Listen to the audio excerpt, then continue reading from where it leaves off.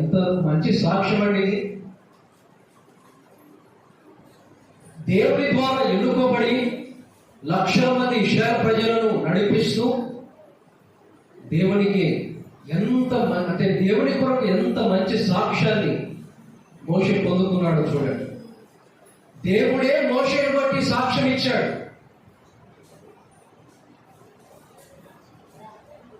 భూమి మీద ఉన్న వారందరూ మోషే సాత్వికుడు, సాత్వికము గలవాడు. మోషే నా ఇల్లంతటిలో నమ్మకస్తుడు. ఎంత మంచి సాక్ష్యం. ఇది సాక్ష్యము దేవుడు మన గురించి చెప్పగలుగుతాడా? మనం జీవిస్తున్న జీవితాన్ని బట్టి, మన ప్రవర్తనను బట్టి దేవుడు ఇది సాక్ష్యము మన గురించి ఆయన చెప్పగలుగుతాడు. ఒకసారి మనం ఆలోచన చేసుకోవాలి.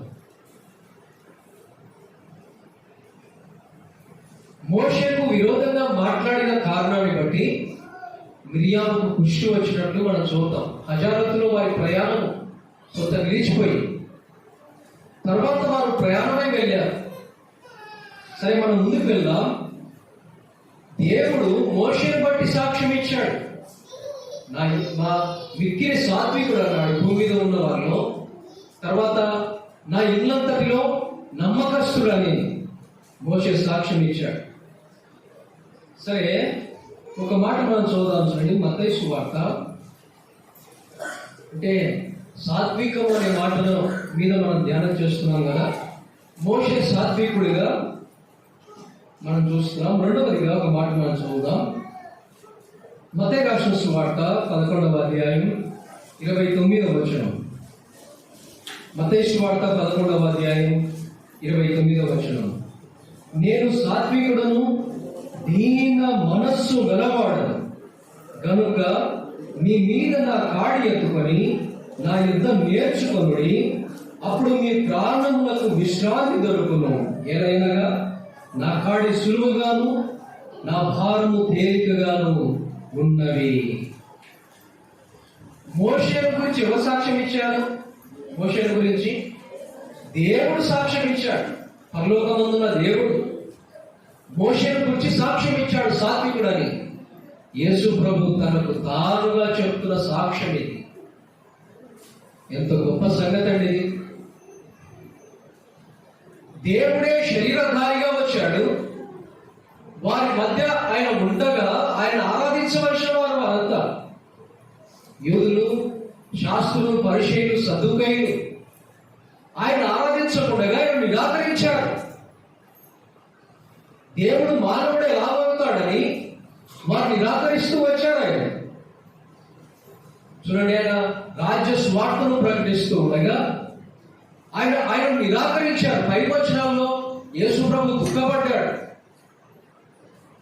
అనేక కార్యాలు, మేలులు, ఉపకారాలు ప్రభు చేస్తే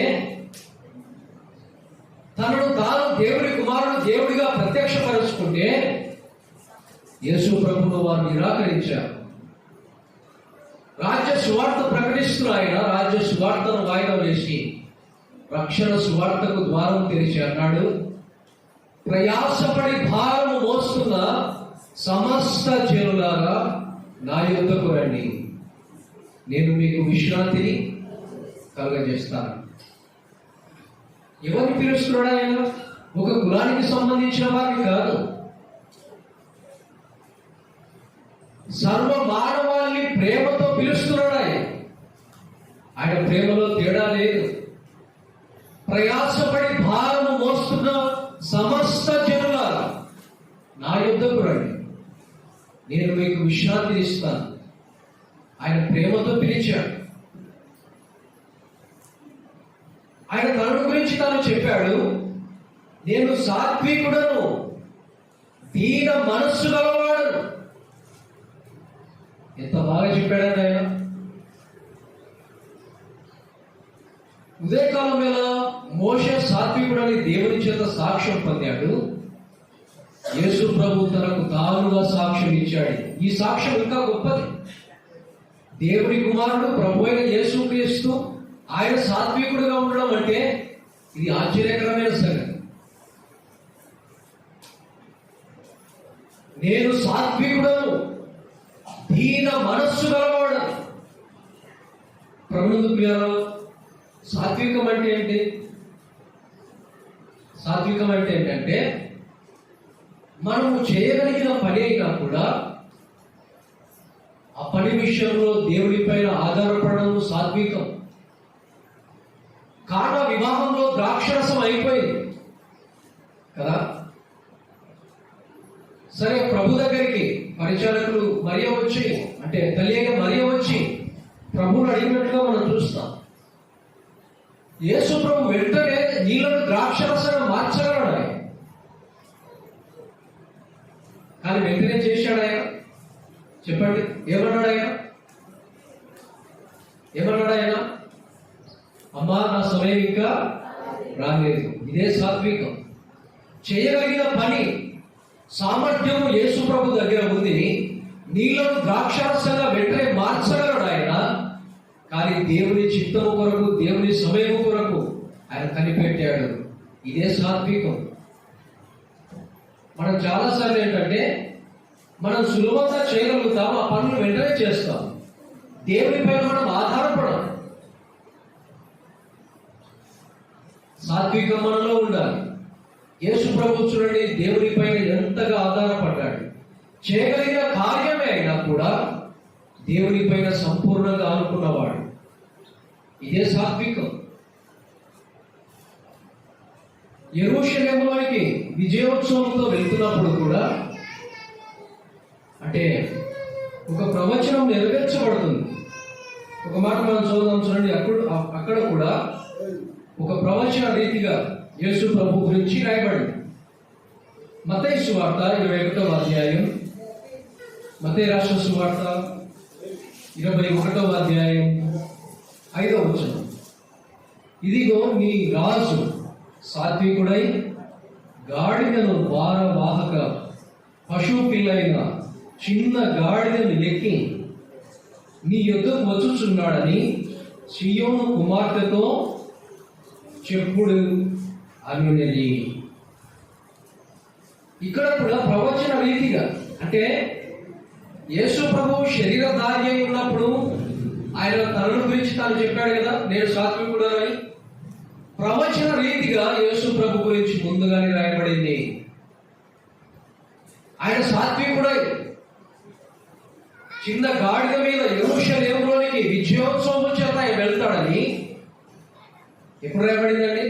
యేసు ప్రభు సాత్వికం గురించి ఎప్పుడు రాయబడింది? పాత నిబంధనలో ముందుగానే రాయబడింది. ఎక్కడ రాయబడింది? జకర్యా గ్రంథంలో ఒక మాట మనం చదవాలి. జకర్యా గ్రంథం పాత నిబంధనలో, జకర్యా గ్రంథం 9వ అధ్యాయం 9వ వచనం. జకర్యా గ్రంథం 9వ అధ్యాయం 9వ వచనం. సీయోను నివాసులారా బహుగా సంతోషించుడి, యెరూషలేము నివాసులారా ఉల్లాసముగా ఉండుడి.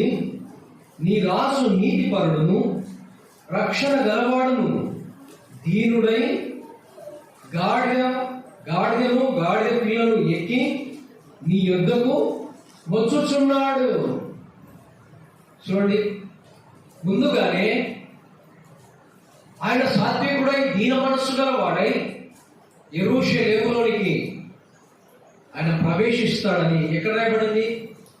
జకర్యా గ్రంథం 9వ అధ్యాయం 9వ వచనంలో ముందుగానే యేసు ప్రభువుని గురించి రాయబడింది. ఆ మాట నెరవేర్పు ఎక్కడ ఉంది?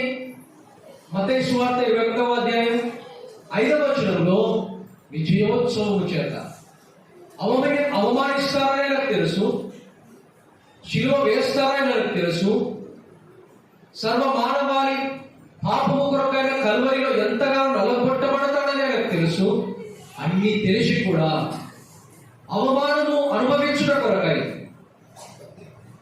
మానవుల పాపము కొరకు శిక్ష అనుభవించడం కొరకై యెరూషలేములోనికి, అంటే గాడిద మీద సాత్వికుడై దీన మనస్సు గలవాడై యేసు ప్రభు ప్రవేశించాడు. ఎంత దీన మనస్సు ఆయనలో ఉంది. ఎంత సాత్వికము యేసు ప్రభులో ఉంది. పాపము చేసింది మనమైతే, పాపానికి శిక్ష అనుభవించాల్సింది మనమైతే, మన శిక్ష యావత్తు ఆయన భరించాడు. మన కొరకు శిక్ష ఆయన అనుభవించడానికి ఇష్టపడ్డాడు. లేఖనాలన్నింటినీ నెరవేర్చడానికి ఆయన ఇష్టపడ్డాడు. ఉదయకాలం వేళ ఎందుకంత ఘోరమైన శిరోమరణాన్ని యేసు ప్రభు అనుభవించాడంటే, నీ పాపము నా పాపము, మనందరి పాపము కొరకు ఆయన శిలువలో, అంటే మన పాపము కొరకు ఆయన గాయపరచబడ్డాడు. మన కొరకు ఆయన శిక్ష అనుభవించాడు. మన పాపము కొరకు తన పరిశుద్ధమైన రక్తాన్ని మన కొరకు చిందించాడు. మన పాపముల కొరకు ఆయన చనిపోయాడు. ఇది మనకు అర్థం కావడం లేదు. రక్షణ ఎలాగిస్తున్నాడు ఆయన? మనం ఏమి చెల్లించాల్సిన అవసరం లేదు. మనం ఏమి ఆయనకు బదులుగా ఇవ్వాల్సిన అవసరం లేదు. వెండి బంగారం ఎందుకంటే ఆయనకు? దేవుడు అన్నాడు, వెండి నాది, బంగారం నాది, 1000 కొండల మీద పశు పక్షాదులు నావి అన్నాడు. సమస్తం ఆయనవి. ఆయనకు ప్రతిగా మనం ఏమి ఇవ్వగలం? ఆయనకు మనం ఏమి ఇవ్వగలం? మన నుండి కోరుతుంది ఏంటంటే, మన ఆత్మ రక్షింపబడాలి. నిత్య నరకం నుండి, నిత్యాగ్నిగుండం నుండి మనం తప్పించబడాలి. నిత్య శిక్ష నుండి మనం విడిపించబడాలి. మనం విమోచింపబడాలి. మనం పరలోకంలో చేర్చబడాలి. అది దేవుడి సంకల్పం. కాబట్టి దేవుడు అంటే యేసు ప్రభు ఈ లోకానికి శరీరధారి అయి వచ్చిన కారణం కూడా అది. ఈ వాక్యం ఎప్పుడో ప్రియ సోదరి సోదరుడా, ఇంకా యేసు ప్రభునందు విశ్వాసం ఉంచలేదా? ఇంకా యేసు ప్రభువును సొంత రక్షకుడిగా నీ హృదయంలోనికి చేర్చుకోలేదా? సాత్వికమైన యేసు ప్రభు వైపు చూడు. ప్రేమ కలిగిన యేసు ప్రభు వైపు చూడు. శిలువలో వేలాడదీయబడిన యేసు ప్రభు వైపు చూడు. నీ కొరకు తన ప్రాణాన్ని పెట్టిన యేసు ప్రభు వైపు చూడు. రక్షణ పొందాలంటే, అగ్నిగుండం నుండి తప్పించబడాలంటే యేసు ప్రభును అంటే యేసు ప్రభునందు విశ్వాసం ఉంచాల్సిందే. యేసు ప్రభును సొంత రక్షకుడిగా అంగీకరించాలి. అప్పుడే మనం రక్షింపబడతాం. ముందుగానే యేసు ప్రభు సాత్వికుడని, ఆయన దీన మనస్సు గలవాడే యెరూషలేములోనికి ప్రవేశిస్తాడని ముందుగానే రాయబడింది. సాత్వికం మనలో లేకపోతే ఎంత నష్టం ఉందో చూద్దాం. చూడండి, సాత్వికం మనలో లేకపోతే ఎంత నష్టం ఉందో చూద్దాం. చూడండి, సామెతల గ్రంథం 14వ అధ్యాయం. సామెతల గ్రంథం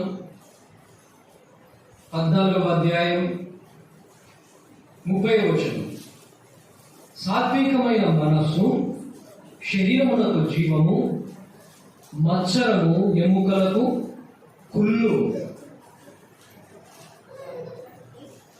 సామెతల గ్రంథం 14వ అధ్యాయం 30వ వచనంలో మనం చదువుతున్నమాట, సాత్వికమైన మనస్సు శరీరమునకు జీవము అన్నాడు. అంటే సాత్వికమైన మనస్సు మనలో ఉండాలి. మనం బ్రతుకుతున్నామంటే, మనం జీవిస్తున్నామంటే, మనం సుఖంగా క్షేమంగా ఉండాలంటే మనలో ఏముండాలి? మనలో సాత్వికం ఉండాలి. సాత్వికమైన మనస్సు మనలో ఉండాలి. సాత్వికమైన మనస్సు అంటే ఎలా ఉండాలి? యేసు ప్రభు ఏ విధంగా అయితే సాత్వికం కలిగి ఉన్నాడో అట్టి సాత్వికము మనం కలిగి ఉండాలి. సాత్వికమైన మనస్సు శరీరమునకు జీవము, అంటే ఒక క్షేమాన్ని కలిగించే, ఒక మేలును కలిగించే. మత్సరం అంట ఎముకలకు కుళ్ళు కలుగజేస్తుంది. మత్సరం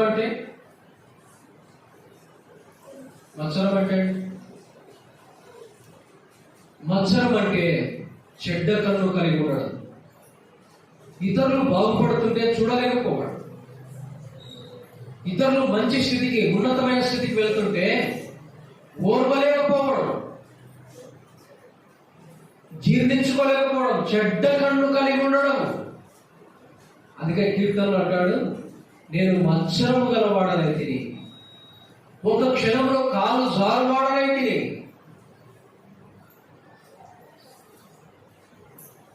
అంటే మత్సరము ఇతరులు బాగుపడితే చూడలేనిది, ఇతరులు ఉన్నతమైన స్థితికి వెళ్తుంటే చూడలేకపోవడం. ఇటు మనసు మనకుందా? ప్రభుత్వ మత్సరం మనలో ఉంటే అది క్షీణింపజేస్తుంది, మేలు ఎంత మాత్రము కలగదు. ఎవరికైనా దేవుడు ఇచ్చాడు అనుకోండి, మనం కూడా అంటే స్తుతించాలి, సంతోషించాలి. మనకంటే ఉన్నతమైన స్థితి ఇచ్చాడా, సంతోషించాలి. మత్సరం మనలో ఉండరాదు. మత్సరం ఏంటంటే కుళ్ళు అనే మాట మనం చూస్తున్నాం కదా. కుళ్ళు అంటే క్షీణింపజేస్తుంది. ఒక మాటలో చెప్పాలంటే సాత్వికం మనలో లేకపోతే మనం క్షీణించిపోయే ప్రమాదం ఉంది. జీవం మనలో ఉండాలంటే సాత్వికం మనలో ఉండాలి. సాత్వికమైన మనస్సు మనలో ఉండాలి. ఒక మాట మనం ఇక్కడ చూద్దాం. చూడండి, సామెతల గ్రంథం 15వ అధ్యాయంలో ఒక మాట 4వ వచనం. సామెతల గ్రంథం 15వ అధ్యాయం 4వ వచనం. సాత్వికమైన నాలుక జీవ వృక్షము, దానిలో కుటిలత ఉండిన ఎడల ఆత్మకు భంగము కలుగును. ఇవి సామెతలని చెప్పబడ్డాయి కదా, చాలా శ్రేష్టమైన, యవనస్తులకు కూడా మంచివి. అంటే మనం ఎలాగ ప్రవర్తించాలి, ఎలాగ బ్రతకాలి, ఎలాగ జీవించాలి, దేవుడు తన మాటలు రాయించాడు. ఎలాగ మనం నడుచుకోవాలనే విషయాలన్నింటినీ కూడా సామెతల గ్రంథంలో చాలా స్పష్టంగా రాయబడ్డాయి. సాత్వికమైన నాలుక, సాత్వికమైన నాలుకే చెడ్డ మాటలు పలికేది కాదు,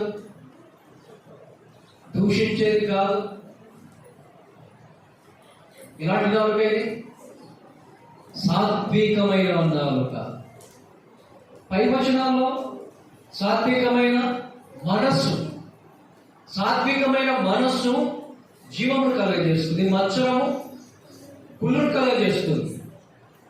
15వ అధ్యాయంలో ఇప్పుడు చెప్పండి, సాత్వికమైన నాలుక అంటే మన నాలుక, మన మాట ఇతరులను గాయపరిచేదిగా ఉండవచ్చు, నొప్పించేదిగా ఉండవచ్చు, కీడు చేసేదిగా ఉండవచ్చు. అసలు నాలుక గురించి యాకోబు పత్రికలో రాయబడింది, అగ్ని వంటిది. ఒక అడవిలో నిప్పు వేస్తే ఎలాగైతే విస్తరించి ఏం లేకుండా చేస్తుందో, నాలుక అగ్ని వంటిది అన్నాడు. చాలా ప్రమాదమైనది నాలుక. సాత్వికమైన నాలుక ఏం చేస్తుందంట? జీవవృక్షము. అంటే ఒక మంచి ఫలించడానికి, ఫలం మనం పొందుకోవడానికి. జీవవృక్షము ఫలించే వ్యక్తి సాత్వికమైన నాలుక కలిగి ఉంటాడు. ఆ సాత్వికమైన నాలుక కలిగిన వాడు కుటిలత అందులో ఉంటేనంట ఆత్మకు ఏమవుతుందంట? భంగం కలుగుతుంది. అంటే ప్రశాంతత ఉండదు. మాట్లాడిన మాటలను బట్టి ఏముండదండి? చెడ్డ మాటలు మాట్లాడినా, నొప్పించే మాటలు మాట్లాడినా, ఇతరుల గురించి చెడుగా మాట్లాడినా మనస్సాక్షిలో మనసులో ఏముండదు? మనసు ఏమవుతుంది? భంగం అవుతుంది. నెమ్మది ఉండదు, ప్రశాంతత ఉండదు. సాత్వికమైన నాలుక మనకుంటే ప్రశాంతత మనలో ఉంటుంది. జీవవృక్షం అంటే ఫలించేవాడిగా మనం ఉంటాం. ఈ సాత్వికమైన మనస్సు ప్రభువులోనే ఉంది. అందుకే పౌలు స్పష్టంగా తెలియజేశాడు. చూడండి, అంటే యేసు ప్రభులో ఆయనకున్న సాత్వికాన్ని బట్టి కొరింథీయులకు రాసిన పత్రికలో ఒక మాట పౌలు తెలియజేస్తున్నాడు. అంటే యేసు క్రీస్తులో ఉన్న సాత్వికాన్ని బట్టి పౌలు మాట్లాడుతూ చెప్పిన మాట ఇది. కొరింథీయులకు రాసిన 2వ పత్రిక 10వ అధ్యాయం 1వ వచనం. మీ ఎదుట ఉన్నప్పుడును మీలో అనుకోగలవాడనై ఉన్నట్టు, మీ ఎదుట లేనప్పుడు మీ ఎడల ధైర్యము గలవాడినట్టు పౌలను నేనే యేసు క్రీస్తు యొక్క సాత్వికమును మృదుత్వమును బట్టి మిమ్మును వేడుకొనుచున్నాను. పౌలు ఎంత బాగా రాశాడు. చాలాసార్లు అపోస్తలుడైన పౌలని చెప్పాడు. పౌలను నేను, అపోస్తలుడైన పౌలను నేను. కొన్నిసార్లు తీవ్రంగా మాట్లాడాడు పౌలు. దేవుని చేత ఏర్పరచబడిన అపోస్తలుడైన పౌలను నేను. కారణం ఏంటంటే 12 మంది శిష్యులే యేసు ప్రభు ద్వారా పిలువబడ్డాడు. అపోస్తలుడు అంటే యేసు ప్రభు చేత పిలువబడాలి, యేసు ప్రభు చేత పంపబడాలి. యేసు ప్రభు ఉన్నప్పుడు ఇంకా పౌలు రక్షింపబడలేదే, ఎలాగ అపోస్తలుడు అవుతాడు? పౌలు అపోస్తలత్వం మీద దుర్భాషలు ఆడుతుండగా పౌలు దేవుడు ఇచ్చిన అధికారాన్ని బట్టి, అథారిటీని బట్టి, అంటే దేవుని యొక్క ఏర్పాటును తెలియజేసేటప్పుడు పౌలు పత్రికలో రాశాడు, పౌలను నేను, అపోస్తలుడైన పౌలను నేను. అసలు పేతురైనా, యాకోబైనా, యోహానైనా వారు ఈ భూలోకమందున్న యేసు క్రీస్తు చేత పిలువబడ్డారు. కానీ నేను పరలోకమందు హెచ్చింపబడిన క్రీస్తు యేసు చేత పిలువబడిన వాడే. తన అధికారాన్ని తెలియజేశాడు. చాలా సందర్భాలు భూమి మీద ఉన్నప్పుడు యేసు క్రీస్తు ద్వారా 12 మంది శిష్యులు పిలువబడితే పౌలు పిలుపు ఎప్పుడండి? పౌలు ఎప్పుడు పిలిచాడు దేవుడు? పరలోకమందు హెచ్చింపబడినప్పుడు క్రీస్తు యేసు ద్వారా పిలువబడ్డాడు నమస్కుమారుడు. పౌలు కొరింథీ పత్రిక రాస్తున్నాడు 10వ అధ్యాయం 2వ కొరింథీ 10వ అధ్యాయం 1వ వచనంలో, మీ ఎదుట ఉన్నప్పుడు మీ ఎదుట లేనప్పుడు, మీ ఎదుట ఉన్నా అనుకోగా ఉన్నా, మీ ఎదుట లేకున్నా మీరు మంచి మనస్సాక్షిని కలిగి ఉన్నాను.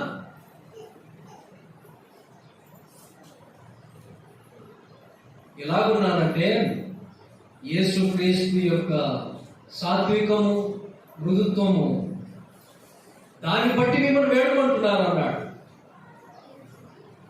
ప్రభునందు ప్రియులారా, అంటే యేసు ప్రభువులో ఏముంది చెప్పండి? ఇప్పుడు యేసు ప్రభువులో సాత్వికం ఉంది. ఆయన సాత్వికము కలిగిన వాడు, సాత్వికమైన మనస్సు, దీన మనస్సు కలిగిన వాడు. ఇప్పటి వరకు 3 విషయాలు మనం చూశాం. ఒకటి, మోషేను గురించి దేవుడు సాత్వికులను సాక్ష్యం ఇచ్చాడు. యేసు ప్రభు తన గురించి తానే సాక్ష్యం ఇచ్చాడు. పాత నిబంధనలో ముందుగానే యేసు ప్రభు సాత్వికుడని రాయబడింది. అది మొదటగా మనం చూశాం. రెండవదిగా, సాత్వికము మనం లేకపోతే మనం ఏమవుతాం? కుళ్ళిపోతాం, అంటే కృషించిపోయే వారం అవుతాం. సాత్వికం మనలో ఉండాలి కదా.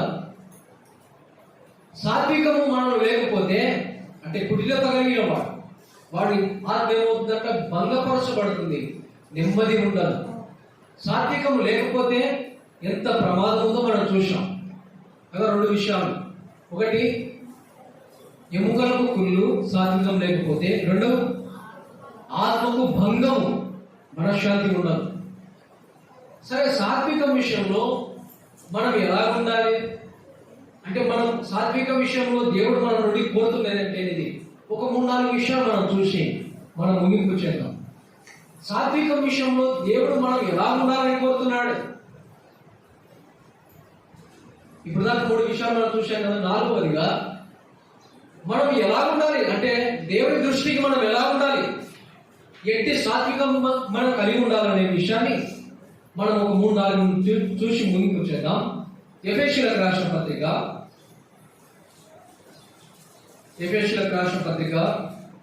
4వ అధ్యాయం. ఎఫెసీయులకు రాసిన పత్రిక 4వ అధ్యాయం 3వ వచనం. మీరు పిలువబడిన పిలుపుకు తగినట్టుగా దీర్ఘ శాంతముతో కూడిన సంపూర్ణ వినయముతోను, తర్వాత సాత్వికముతోను నడుచుకొనవలనని ప్రభువును బట్టి ఖైదీనైన నేను మిమ్మును బతిమాలుకొనుచున్నాను. ఇక్కడ పౌలే రాశాడు. 4వ అధ్యాయం 1వ వచనం నుండి చదివితే మీరు ఐక్యపరచబడిన వారై, ఏక మనస్సు కలిగిన వారై, ఆత్మయందు అంటే ఆత్మ కలిగించు ఐక్యతను కాపాడుకోవాలన్నాడు. తర్వాత ఒకరినొకడు సహించుకోవాలన్నాడు. 3వ వచనంకి వచ్చేసరికి మీరు పిలువబడిన పిలుపుకు తగినట్టుగా అన్నాడు. అంటే మనం దేవుని చేత పిలువబడిన వారు, దేవుని చేత ఏర్పరచబడిన వారు, దేవుని సంకల్పంలో మనం ఉండినవారు. పిలువబడిన పిలుపుకు తగినట్టుగా ఎలా ఉండాలంట? 1 దీర్ఘశాంతముతో, 2 సంపూర్ణ వినయముతో, 3 సాత్వికముతో అన్నాడు. సాత్వికముతో ఎలా ఉండాలంట?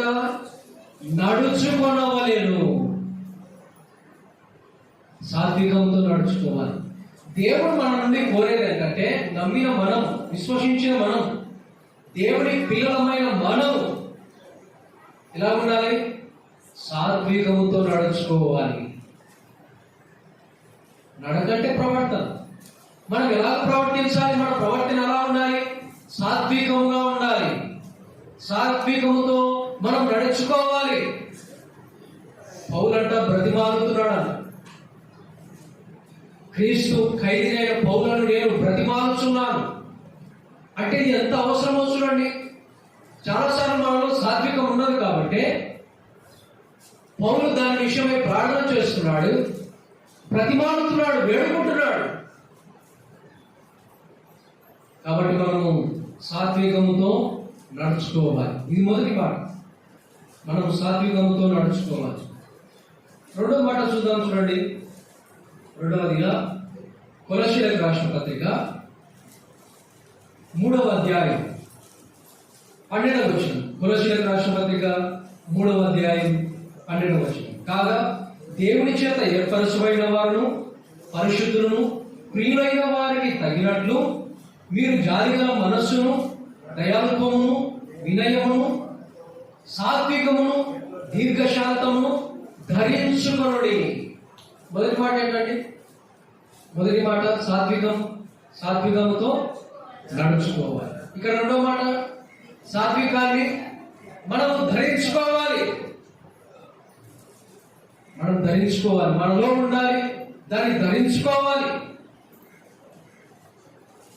ఇక్కడ కూడా దేవుడి చేత ఏర్పరచబడిన వారు, పరిశుద్ధులు, ప్రియులైన వారు.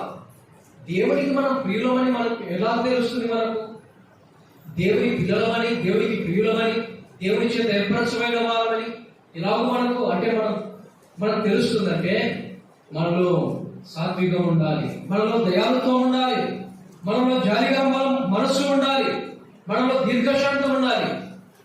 ఉండడం మాత్రమే కాదు, వాటిని ధరించుకోవాలి అన్నారు. సాత్వికముతో నడుచుకోవాలి, సాత్వికాన్ని మనము ధరించుకోవాలి. 2వది. 3వ మాట చూద్దాం చూడండి. 3వదిగా సాత్వికం విషయం అంటే దేవుడు మన నుండి కోరేది ఏంటంటే సాత్వికముతో నడుచుకోవాలి, సాత్వికాన్ని మనము ధరించుకోవాలి. 3వదిగా ఒక మాట మనం చూద్దాం చూడండి. 3వదిగా అంటే అపోస్తలుడైన పౌలు రాస్తూ తిమోతి రాసిన మొదటి పత్రిక 6వ అధ్యాయం 11వ వచనం. తిమోతి రాసిన మొదటి పత్రిక 6వ అధ్యాయం 11వ వచనం. దైవజనుడా, నీవైతే వీటిని విసర్జించి నీతిని, భక్తిని, విశ్వాసమును, ప్రేమను, ఓర్పును, సాత్వికమును సంపాదించుకున్నటకు ప్రయాసపడము, వెంటాడము అనే మాట కూడా ఉంది. పుట్టినోడు సంపాదించుము. చాలాసార్లు మనం ఏంటంటే ఆస్తులు సంపాదిస్తాం, భూములు, పొలాలు, ధనము సంపాదించాలి, ఆస్తి పరము కావాలి, ఇదే మన ఆశ కదా. వెండి సంపాదించాలి, బంగారం సంపాదించాలి. ప్రభు అంటాడు, మీరు సంపాదించాల్సింది సాత్వికం అంటాడు. వెంటాడాల్సింది ఏంటంటే సాత్వికమును వెంటాడండి అంటాడు. పౌలు దైవజనుడైన తిమోతికి రాస్తున్నాడు, తిమోతి వీటి విషయమై జాగ్రత్త పడు,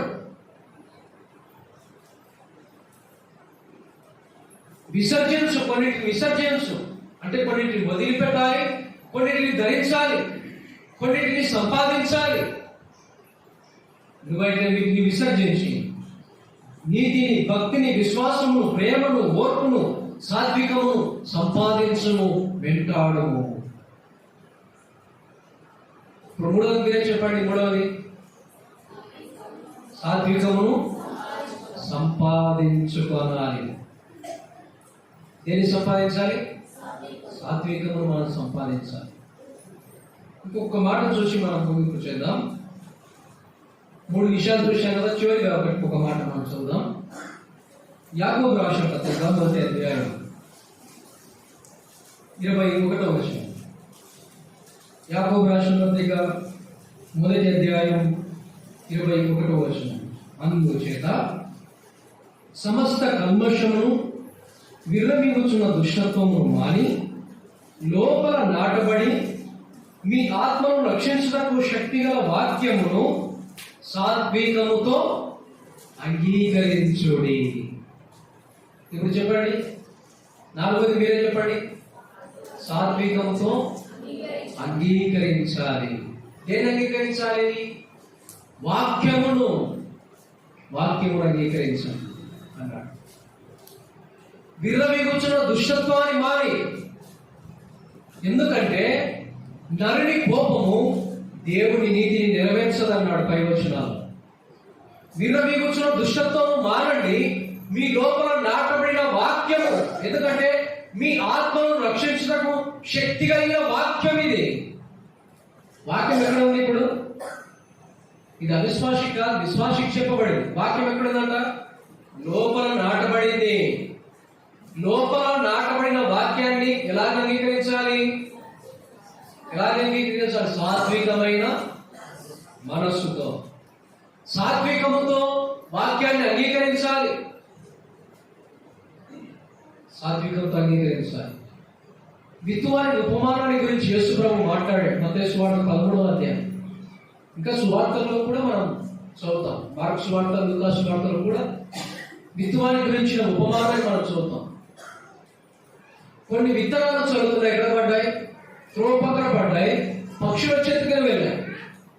కొన్ని విత్తనాలు చదువుతున్నాయి, ఎక్కడ పడ్డాయి? రాత్రిలో పడ్డాయి, అది ఫలించలేదు. వేరు లోపలికి వెళ్ళినందున అది కూడా ఫలించలేదు. కొన్ని విత్తనాలు చల్లగా ఎక్కడ పడ్డాయి? ముళ్ళ పొదలలో. ముళ్ళు ఎక్కువయ్యాయి, చెట్టు ఏం చేశాయి? అణిచివేశాయి, అది కూడా ఫలించలేదు. 4వది, కొన్ని విత్తనాలు చల్లగా ఎక్కడ పడ్డాయి? మంచి నేలలో పడిన విత్తనాలు. ఈ విత్తనం ఎలా ఫలించేదంట? 30ంతలు, 60ంతలు, 100ంతలుగా ఫలించింది. సరే, ఈ ఉపమానం చెప్పిన తర్వాత శిష్యులకు అర్థం కాలేదు. విత్తనం అన్నాడు, విత్తువాడు అన్నాడు, కొన్ని విత్తనాలు విత్తాడన్నాడు. శిష్యులు వచ్చి యేసు ప్రభు దగ్గరికి వస్తే అడిగితే ప్రభు అన్నాడు, విత్తనము దేవుని వాక్యము.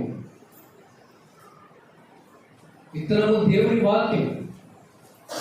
నేల మనుష్య హృదయము.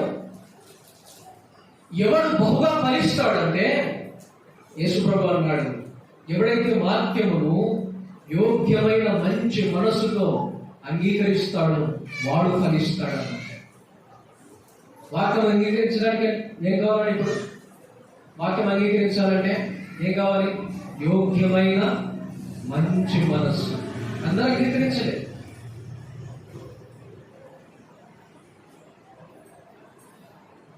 యోగ్యమైన మంచి మనస్సు గలవాడు ఫలిస్తాడు. కారణం ఏంటంటే మంచి మనస్సుతో వాక్యాన్ని అంగీకరిస్తాడు. కాబట్టి ఈ మధ్యాహ్నం కాల ప్రభు వాక్యము ప్రకటించబడుతుండగా నీవు కూడా యోగ్యమైన మంచి మనస్సుతో వాక్యాన్ని అంగీకరించాలి. ఒకవేళ రక్షింపబడిన నీవు లోపల నాటబడిన వాక్యము సాత్వికమైన మంచి మనసుతో వాక్యాన్ని ఏం చేయాలి? అంగీకరించాలి. దేవుడు మన నుండి కోరేది ఏంటంటే సాత్విక విషయమై 4 విషయాలు. మీరే చెప్పండి, ముగింపు చేద్దాం. 4 విషయాలు. ఒకటి, సాత్వికముతో నడుచుకోవాలి. రెండవది, సాత్వికాన్ని ధరించుకోవాలి.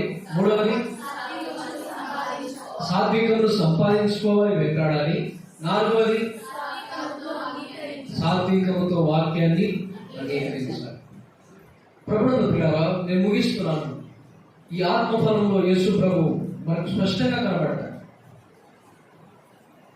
ఈ ఆత్మఫలంలో శ్రేష్టమైనది కూడా, అంటే చాలా శ్రేష్టమైనది 9 శ్రేష్టమైనవి చెప్పబడ్డాయి. 8వది సాత్వికము. ఇది యేసు ప్రభుకు పటం. కాబట్టి మనం కూడా యేసు ప్రభు ఎలాంటి సాత్వికము కలిగి ఉన్నాడో అలాంటి సాత్వికము మనం కూడా కలిగి విశ్వాస జీవితంలో ముందుకు కొనసాగడానికి ప్రభువే మనకు సహాయం అనుగ్రహించుగా ప్రార్థన చేసుకొని మనం ముందుకు చేద్దాం.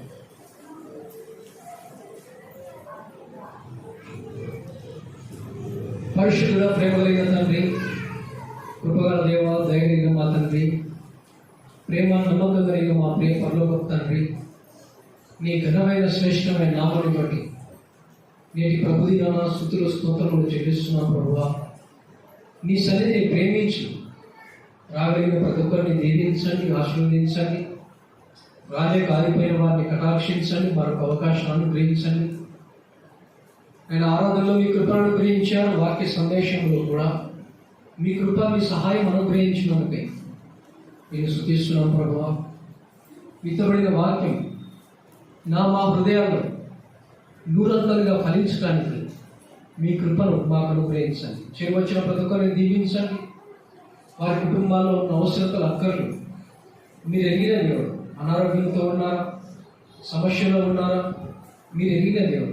ప్రతిదీ మేలుకై సమస్తము సమకూర్చి జరిగించాలని మీ సంఘంలో ప్రార్థిస్తున్నాం. కూడా చూపించండి.